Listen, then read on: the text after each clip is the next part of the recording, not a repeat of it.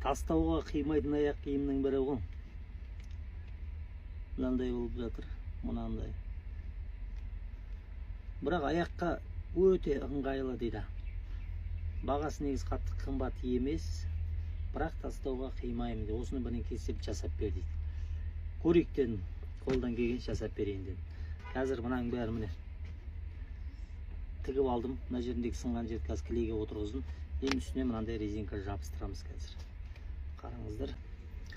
Міне осындай болып шықты. Мына өкше жағына екі слой салдым, кішкене өкше есебінде кішкене болса да биік болсын деп. Былай алды бір слой. Екеуін де тігіп қойдым.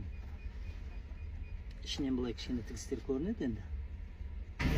Былай ішіне ұлтарағы бар, соны салып жібереді, әшейін білінбейді. Міне әп-әдемі болып шықты.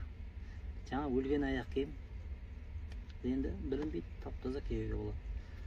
Осы жұмысым кішкене болса сіздерге пайдасын тигізіп жатса, лайк басып комментарияға өз ойларыңызды жаза кетіңіздер. Парақшаға жазылуды ұмытпаңыздар.